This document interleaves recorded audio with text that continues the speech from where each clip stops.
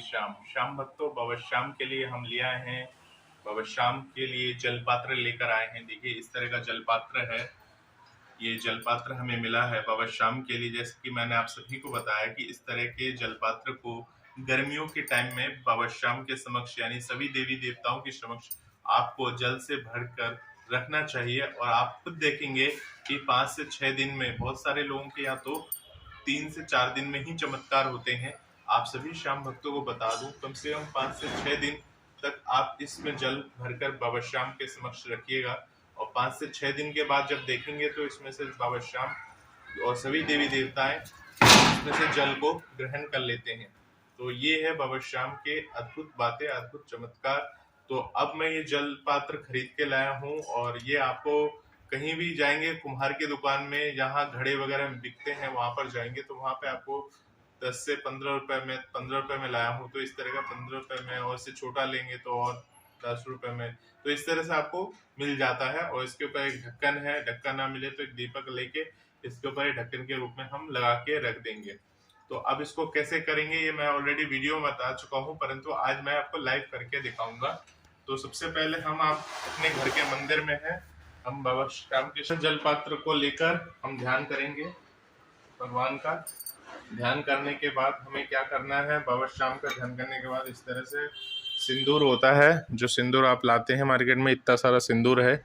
इस सारा सिंदूर में अगर आप पानी मिला देंगे तो ये खराब हो सकता है। तो इसलिए हम क्या करेंगे, इसमें से थोड़ा सा सिंदूर लेकर इस तरह का, अगर आपके पास कुछ हो, अगर ये ना हो तो कोई थाली वगैरह में लेके सिंदूर आप निकाल लेंगे। इस तरह से सिंदूर निकालने के बाद क्या करना है, आपको इसमें थोड़ा सा जल मिलाना है नाम मात्र का, ताकि वो ज़्यादा गीला भी ना हो, ज़्यादा गाढ़ा भी ना हो।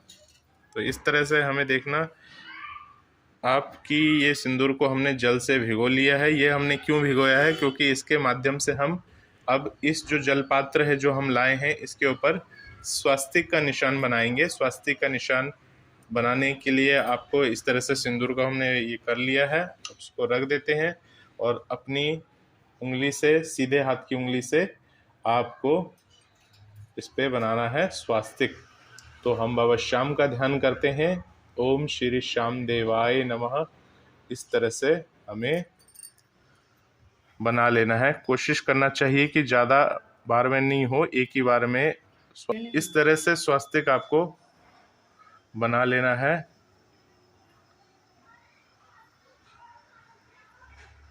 तो ये देखिए इस तरह से ऊपर से लेके फिर ऐसे करके फिर ऐसे यहाँ पे रख के रोक लेना है।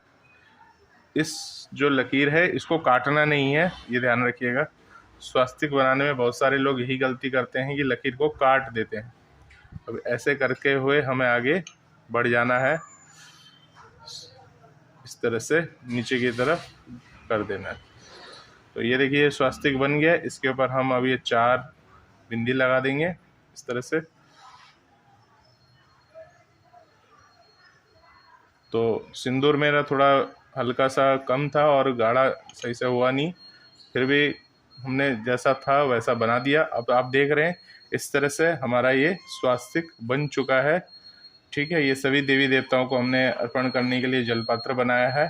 अब करना क्या है, ये हमारे पास है मौली यानी कलावा। कलावा लेके आए हैं, अगर आपको मार्केट में मिल जाता है 10 रुपये 15 रुपये का, ये भी कलावा है।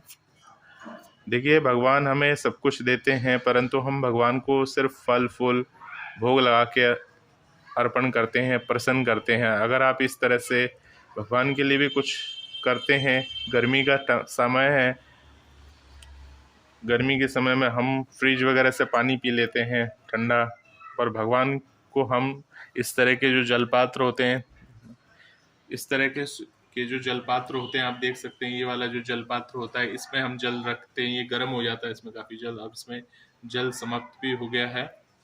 तो हम अलावा लेके आपको यहाँ पर 7 बार लपेटना है। कोई भी मंत्र जो है आप अपने मन में बोलकर इसको लपेट सकते हैं। जैसे मैं बाबा श्याम का नाम लेता हूँ, ओम श्री श्याम देवाय नमः, ओम श्री श्याम देवाय नमः, ओम श्री श्याम देवाय नमः, ओम श्री श्याम देवाय नमः, ओम श्री श्याम देवाय नमः, ओम श्री श्याम देवाय नमः, ओम श्री श्याम देवाय नमः। तो इस तरह से आपको क्या करना है, 7 बार लपेट लेना है। 7 बार लपेटने के बाद आपको इसमें उसको बांध देना है। लपेटने के बाद इस तरह से आपको गांठ लगाना है। 3 गांठ लगा दीजिए और इसके बाद इसको तोड़ दीजिए। तो बाकी बचा हुआ कलावा जो है वो आप रख दीजिए, मन्नत का धागा जो होता है उसके काम आता है। तो हमने कलावा बांध दिया है। और अगर आपको जो वगैरह मिल जाती है, देखिए कलश स्थापना जब हम करते हैं तो उसमें भी कुछ ऐसे ही किया जाता है, परंतु हम ये कलश स्थापना नहीं कर रहे हैं। हम बाबा श्याम को और बाकी सभी देवी देवताओं को जल अर्पण कर रहे हैं गर्मी के समय में। तो इसके लिए हम ये जलपात्र बना रहे हैं। हालांकि कलश जैसा ही कुछ है। अब नीचे अगर हम जो रख देंगे तो पूरा ही कलश बन जाएगा, परंतु कहते हैं कोई शुभ दिन वगैरह में आप जो वगैरह रख सकते हैं। अगर नहीं है तो कोई ऐसी बात नहीं है, आप सिर्फ जल भर के इसके अंदर रख सकते हैं। तो ये हमारा कलश तैयार हो चुका है।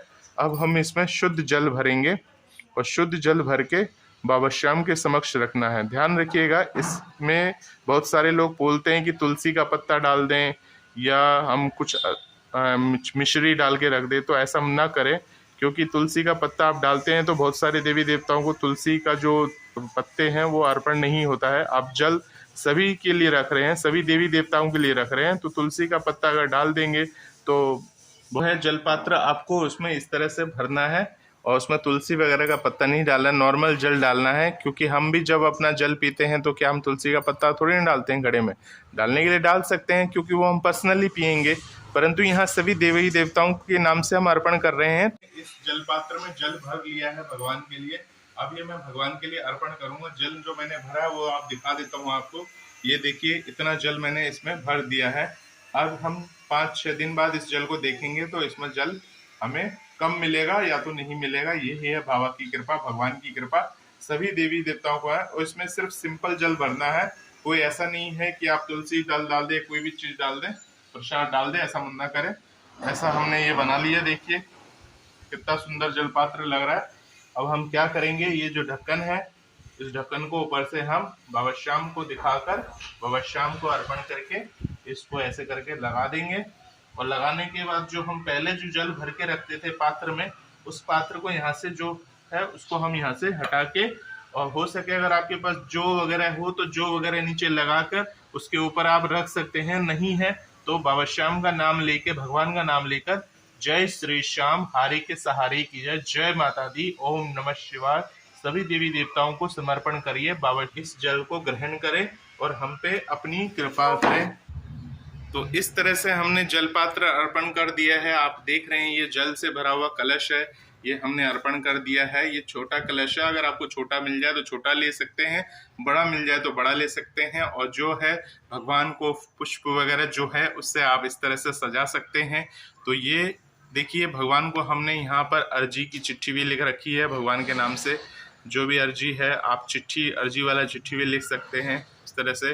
तो इस तरह से भगवान को आप जल अर्पण कर दीजिए अपने घर में।